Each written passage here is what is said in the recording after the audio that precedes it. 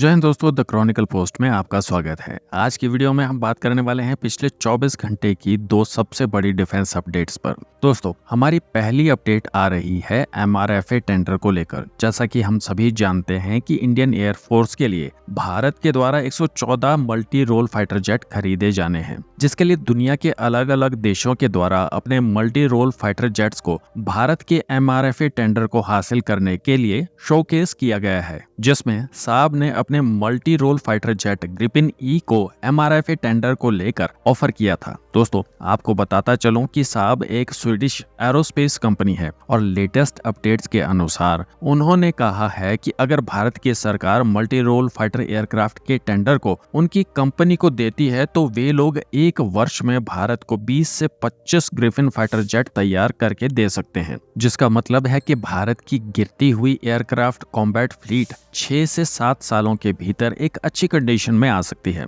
और ये production rate जो साब के द्वारा ऑफर किया गया है, ये भारतीय वायुसेना की मिनिमम रिक्वायरमेंट को एक्सीड करता है, क्योंकि भारतीय वायुसेना एक इसी तरह के प्रोडक्शन रेट को चाहती है जिसमें उन्हें पर ईयर कम से कम 18 फाइटर जेट प्रोवाइड किए जाएं। दोस्तों, साब के द्वारा ग्रिफिन ई फाइटर जेट को लेकर जो ये ऑफर किया गया है, ये बहुत बड़ा ऑफर है, क्योंकि इस समय वैश्विक स्तर पर एरोस्पेस इंडस्ट्री को ग्लोबल सप्लाई चेन में प्रॉब्लम्स का सामना करना पड़ रहा है। और साथ ही हमें ये नहीं भूलना चाहिए कि MRFA टेंडर को लेकर जो शर्त रखी गई है, उनमें से एक शर्त ये भी है कि जो भी कंपनी इस टेंडर को हासिल करती है, उसे अपने फाइटर जेट की टेक्नोलॉजी को ट्रांसफर करने के साथ साथ भारत में ही इन सभी फाइटर जेट्स को तैयार करना होगा, जो कि अपने आप में एक बहुत बड़ा प्रोसेस है। क्योंकि दोस्तों, इन फाइटर जेट्स को भारत में बनाने के लिए कंपनी को मैन्युफैक्चरिंग लाइन तैयार करनी होगी, और ऊपर से ग्लोबल सप्लाई चेन में दुनिया में हो रहे युद्धों के कारण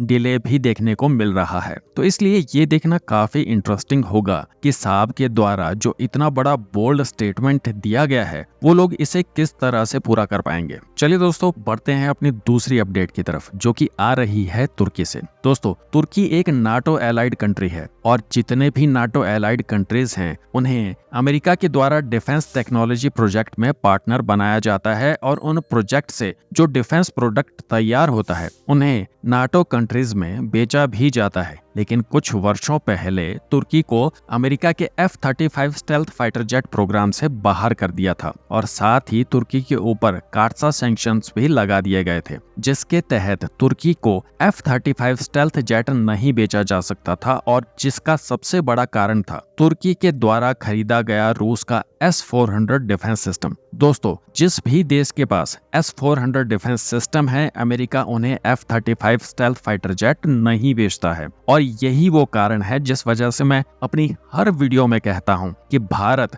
रूस का Su-57 खरीद सकता है, लेकिन F-35 भारत को नहीं बेचा जाएगा। एनीवेज, तुर्की से खबर निकलकर आ रही है कि अब उनके द्वारा S-400 को बेचा जा सकता है। एक रिसेंट इंटरव्यू के दौरान तुर्की के फॉर्मर मिनिस्टर के द्वारा ये बात कही गई, लेकिन इस न्यूज को बेस बनाकर भारत में एक खबर फैल रही है कि तुर्की के द्वारा S-400 को पाकिस्तान को बेचा जा सकता है, which is clearly not possible, क्योंकि ऐसा करने के लिए सबसे पहले तुर्की को रशिया से परमिशन लेनी होगी। और अगर आप जियोपॉलिटिक्स समझते हैं तो आप भी जानते हैं कि रूस इस तरह का काम नहीं करेगा। हाँ, ये जरूर हो सकता है कि रूस के द्वारा इन S-400 डिफेंस सिस्टम्स को वापस खरीद लिया जाए। और वैसे भी दोस्तों, ये जो बात कही गई है, ये तुर्की के एक बिजनेसमैन और 1990 के दशक में रहे पॉलिटिशियन केविट कैगलर ने कही है। उन्होंने सुझाव देते हुए कहा है कि अगर मैं होता तो S-400 को बेच चुका होता, क्योंकि दोस्तों इस समय तुर्की के पास खुद का बनाया हुआ स्टील डोम एयर डिफेंस सिस्टम मौजूद है। और दूसरी बात, S-400 डिफेंस सिस्टम को बेच देने से अमेरिका के द्वारा इन पर लगाए हुए सैंक्शंस भी हटा दिए जाएंगे। और ये जो बयान आया है वो इस फॉर्मर पॉलिटिशियन का पर्सनल ओपिनियन है, न कि तुर्की की सरकार का बयान। और पर्सनल ओपिनियन पर दुनिया नहीं चलती है दोस्तों। तो दोस्तों, इस वीडियो में इतना ही। मिलते हैं एक नई वीडियो में नए अपडेट्स के साथ। जय हिंद।